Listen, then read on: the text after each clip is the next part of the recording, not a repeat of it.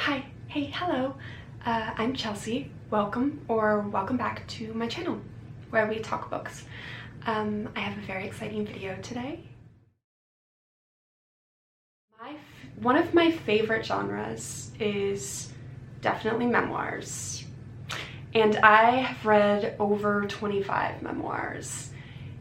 So today we are going to discuss the memoirs that are worth your time. Yeah, my favorite memoirs. First up, I think I did talk about this book in I think a favorites of 2023, and that is Down the Drain by Julia Fox. I guess it's considered a celebrity memoir. Down the Drain is essentially her life memoir.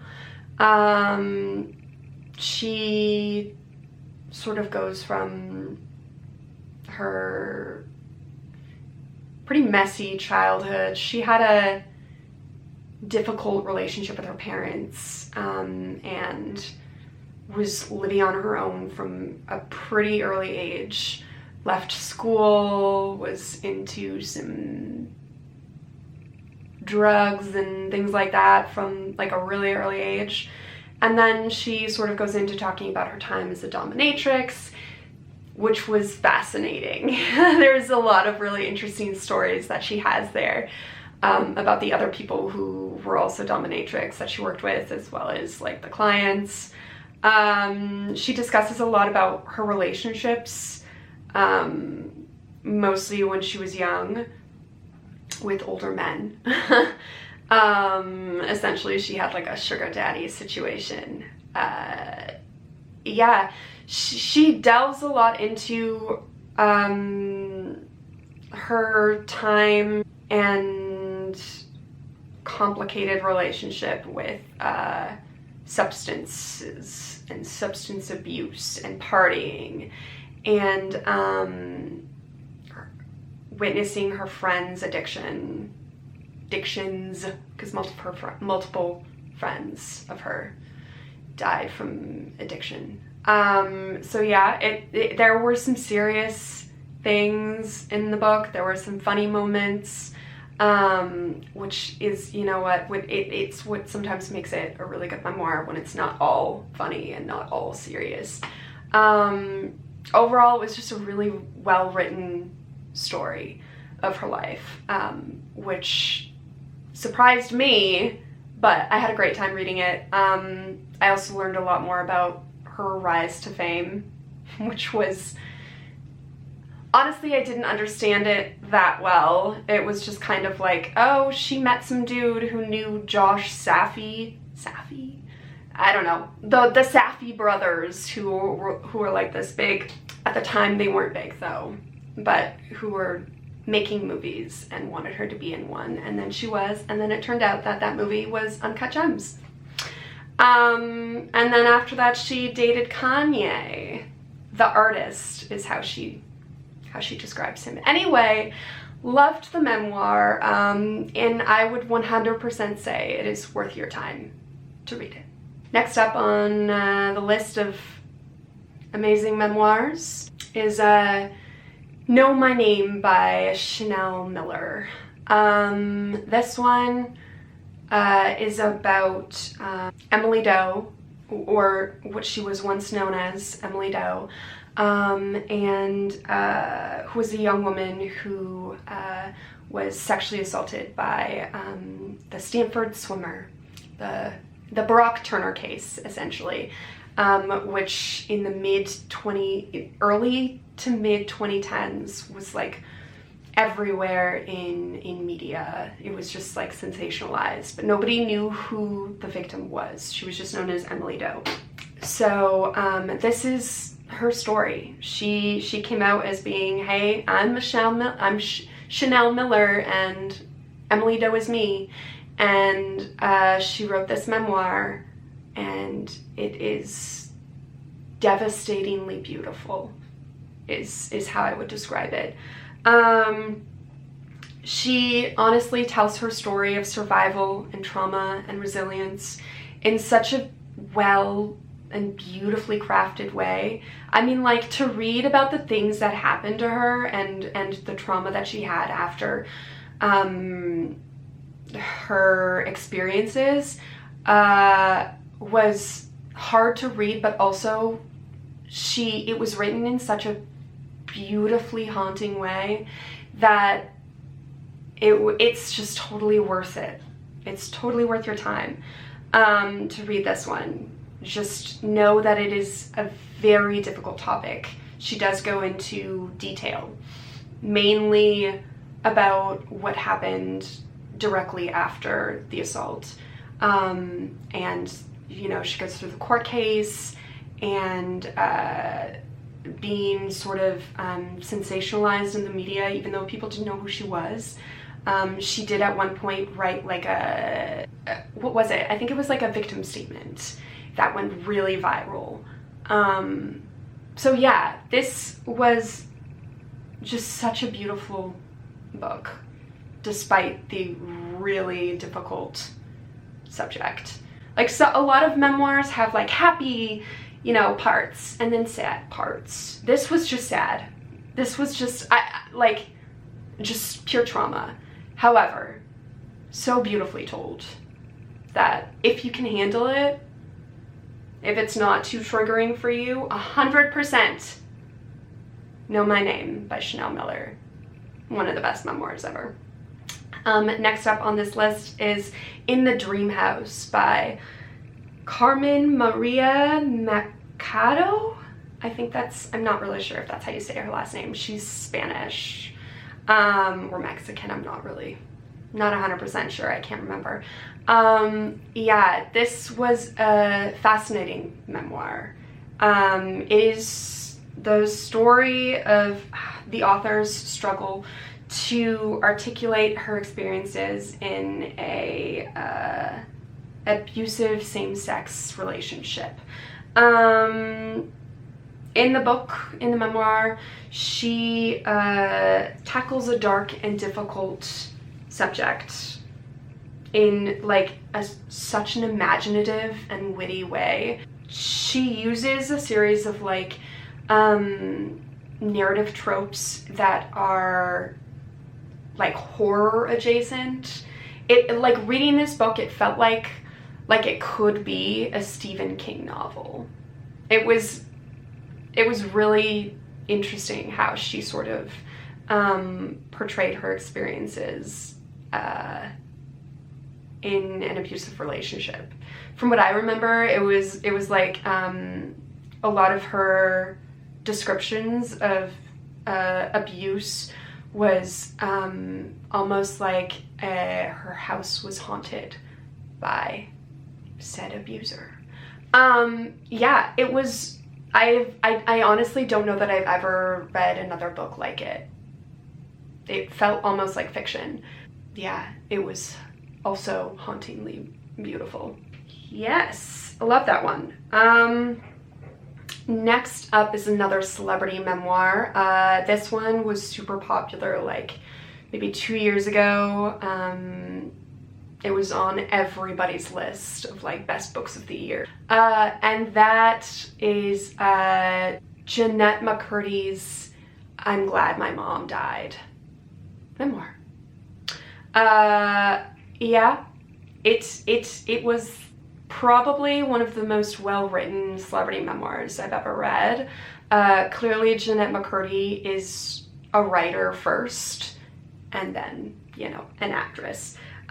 Which makes sense because in the book she sort of explains how she never really took to acting and didn't really love it, but was doing it because she grew up in poverty and her family sort of relied on the money that she was making from the iCarly show to survive.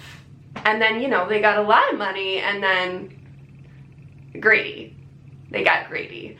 And by they, I mean her family.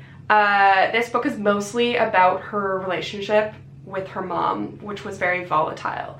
And her mother was extremely mostly emotionally abusive. But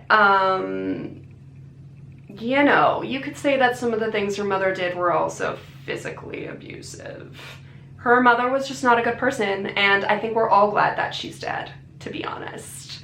In the memoir, she really sort of discusses the effects of being a child star and what that meant to be working in an adult world at such a young age, and how that affected her later on in her life. She also delves a lot into her issues with body image, which, spoiler alert, a lot of that came from her mother. She also discusses the guy behind a lot of Nickelodeon shows, who was not a good guy. I don't know his name. Dan Schneider? Is that... I think that's who it is. Who, you know, in this book, she discusses a lot about his inappropriate behavior, the inappropriate things he said and did, how uncomfortable she felt around him. And from what I understand, a lot of other child stars that worked with him have the exact same experiences. I know that there's a documentary coming out on ID, which unfortunately in Canada I don't think I have access to.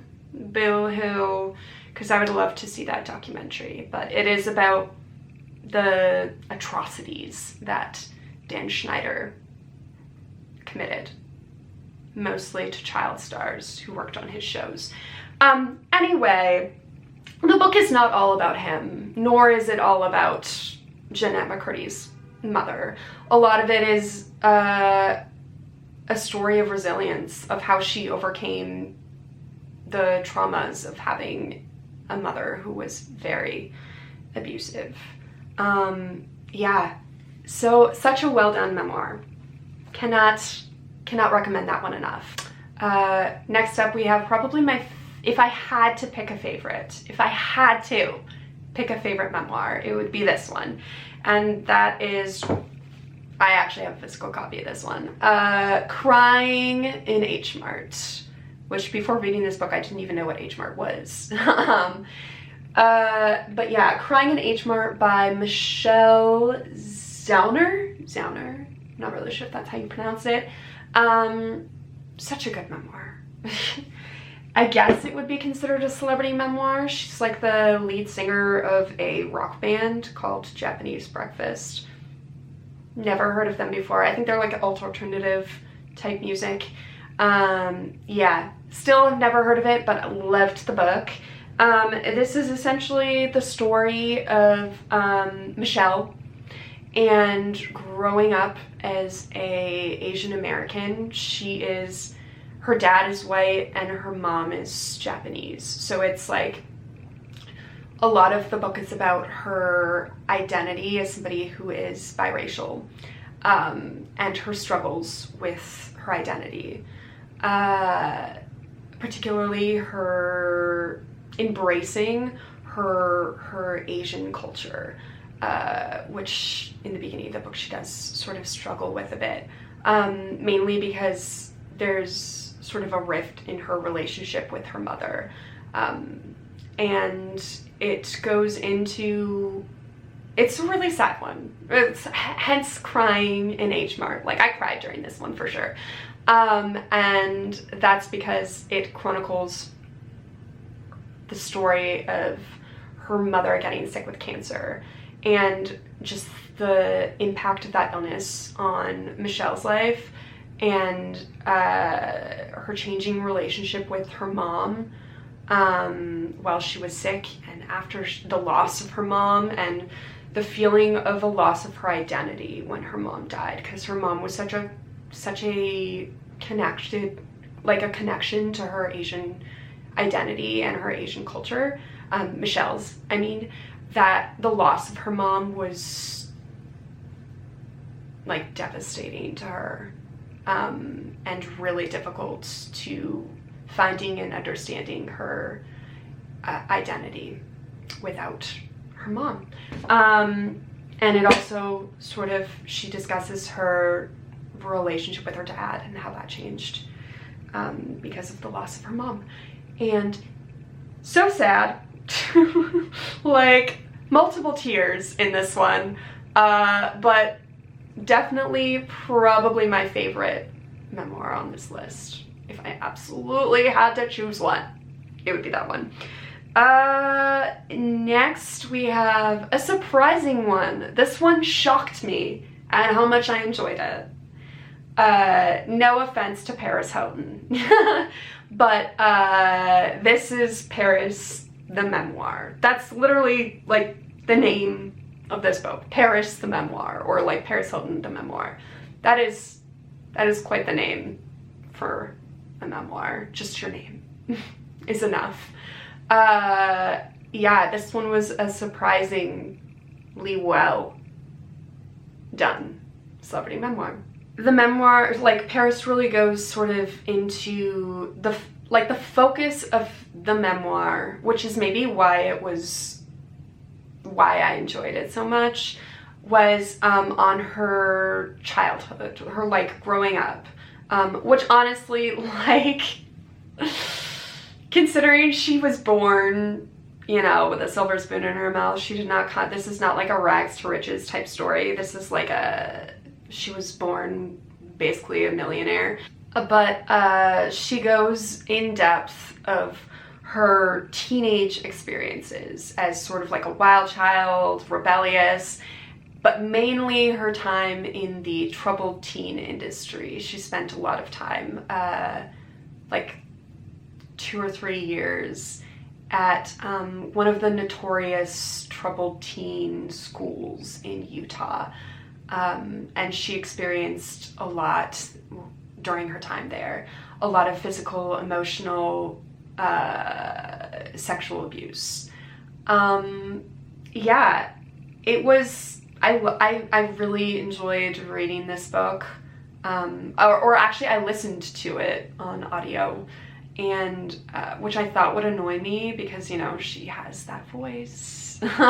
She has the Paris Hilton, like the vocal fry, and I thought I was gonna not be able to withstand listening to her read her book.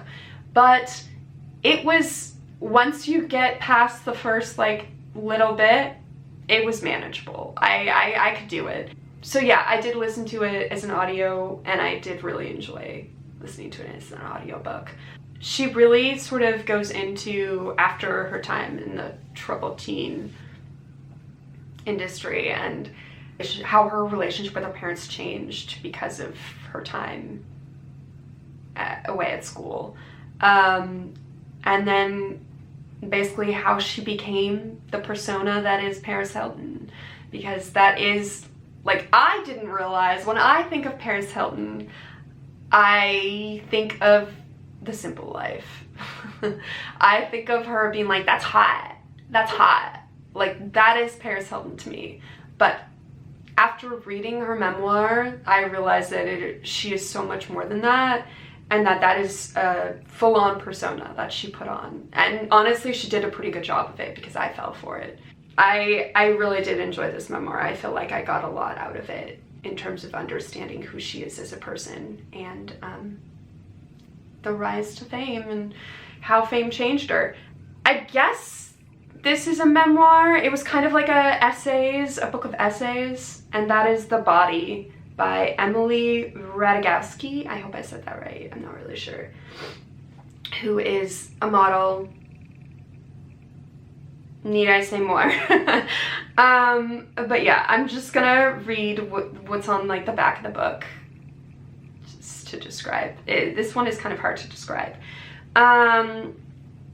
Rocketing to world of fame at age 21, Ratajkowski sparked both praise and furor with a provocative display of her body as an unapologetic statement of feminist empowerment.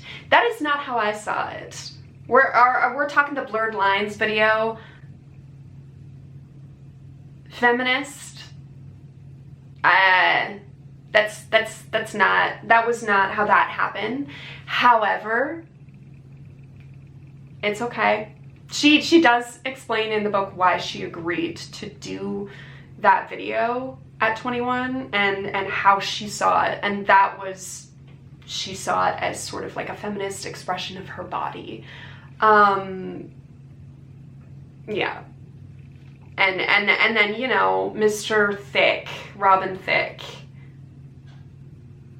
Sir, boundaries. Boundaries were crossed. Yeah, don't like that man after reading this book. Anyway, the subsequent evolution in her thinking about our culture's commodification of women is the subject of this book. My Body is Profoundly Personal Exploration of Feminism, Sexuality, and the Power of Men's Treatment of Women, and women's rationalizations for accepting that treatment. Yeah, I would say I really did enjoy this book. It's like little essays about her life, and mostly how media and men and the fashion industry have treated her body as if it is the commodification of her body, essentially, is what it is mostly about. It was really well written. She's clearly a very smart woman. I can see the aspects of feminism in the way that she describes how she feels her body has been treated by others, but also how her own relationship to her body. I did enjoy this book. I saw some issues with it as well. Like, it wasn't a perfect book, that's for sure. There was a lot of privilege, her privilege as a white woman with a beautiful body and a beautiful face, and the things she got because of it. And that's where I will leave that. That's where I have a little bit of issues with saying that this is a feminist book, but that's okay. I still really enjoyed it, okay? It's still, I think, worth it to read. It's also a pretty short book, very easy to read. And my last book on this list is one that I feel like a lot of people forget about. I always forget about it, but when I read it, loved it. I thought it was one of the best books I had ever read for the time. Definitely one of the best memoirs I had ever read at the time that I read it. And that is Born a Crime by Trevor Noah. I read this one a long time ago. I think when it first came out, which would have been like the mid-2010s, like 2015-ish. Yeah, it has been a long time since I read it though. But I still remember it, which is telling for how good of a story it is. But essentially, if you don't know about this book, it is Trevor Noah's unlikely path from apartheid South Africa to the desk of The Daily Show, which he's no longer on, but that's okay. And it began with a crime, his birth. Trevor was born to a white Swiss father and a black, I don't know how to pronounce the name of the community that he's from, Xhosa? I'm not really sure. It's like Xosa. Not sure how to pronounce it properly. But anyway, his black mother at the time, when such a union was punishable by 5 years in prison. So living proof of his parents' indiscretion, Trevor was kept mostly indoors from the earliest years of his life, bound by the extreme and often absurd measures of his mother, which his mother took to hide him from a government that could at any moment steal him away. Finally liberated by the end of South Africa's tyrannical white rule, Trevor and his mother set forth on a grand adventure, living openly and freely and embracing the opportunities won by a centuries-long struggle. This book was well written, period. I loved, the writing was funny, but also serious, but also so many things. Like I said, it has been a while since I read this one, but it was there were so many funny anecdotes of his childhood, and he was like a wild child. His poor mother, he did some crazy stuff as a kid, probably because he was cooped up inside for a really long time because of the apartheid. This book felt like a love letter to his mother, which was really beautiful. He just clearly has a lot of love for his mom and a lot of love for South Africa and that community. And it shows in this book. It felt so much more like than a celebrity memoir. He really doesn't touch too much on the celebrity part. Mostly it's just his relationship with his mom and growing up in South Africa. Loved this one. Definitely recommend Born a Crime by Trevor Noah. That's it. Those are all of the, I mean, I'm sure there's more memoirs that I could probably discuss, but those I would say are the top ones. Those are the ones that if you're like, I need a memoir that is not going to be some crappy celebrity trying to sell you stuff. This is it. These are the best memoirs I've read to date. Thank you so much for watching. If you enjoyed, maybe like, maybe subscribe. Until next time.